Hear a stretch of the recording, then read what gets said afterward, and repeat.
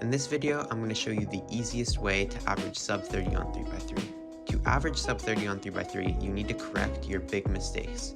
Also, something that you need to accept is that if you average around 30 seconds on 3x3 or a little higher, your solves aren't very efficient, which is completely fine.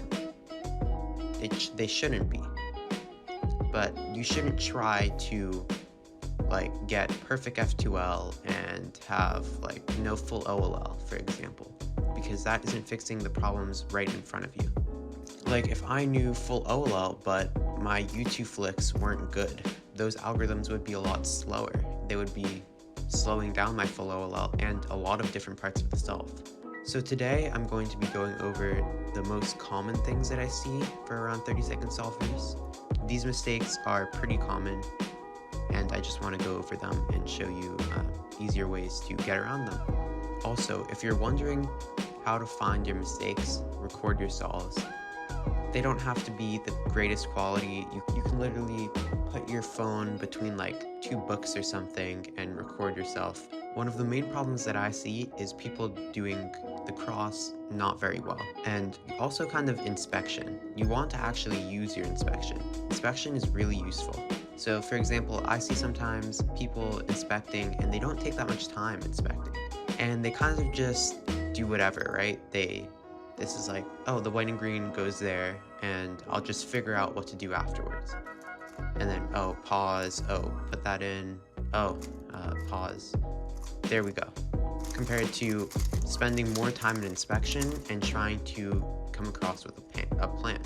So for example, this is easier, but you can think, I put this in here, it would mess up the white and orange edge. So me doing that, I can't put this back in. So I will take priority putting this edge in, white and orange, over the white and green. So I could do a B move and then put this in. That is already better than what I was showing before.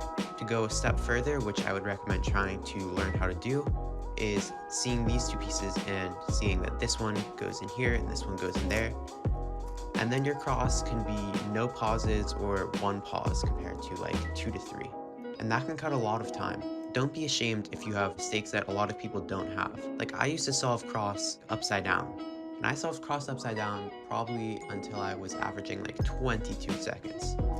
I would do this and it's just a lot worse.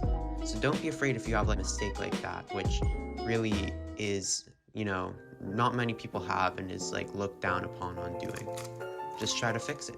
The next big mistake is F2L. I see a lot of around 30-second solvers panicking. And you see the corner, you see the edge, and you don't know how to pair it up. And people just end up putting the corner in and then putting the edge in.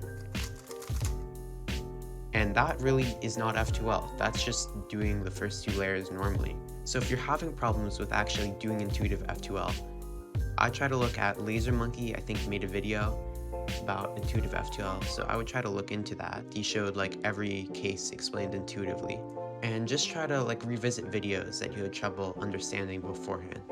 A good thing if you're averaging, I would say around 30 seconds or a little less, is to start learning full PLL.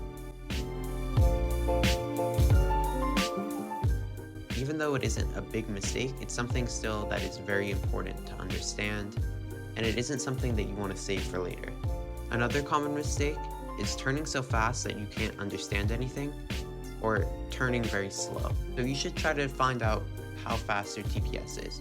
Are you turning like this, or are you really going rough on your turns? And try to set your cube up to fit your turning. If you're turning slow, try to learn better finger tricks or try to drill algorithms more, and maybe that could help you be faster. If you're turning too fast and you can't really understand anything that's going on with the cube, maybe try to slow down. But don't get into look ahead and all of that stuff. But if you're turning to the extent where you're not really understanding what's going on in the cube, you're just kind of brute forcing your way to solve it. Try to turn maybe a little bit slower.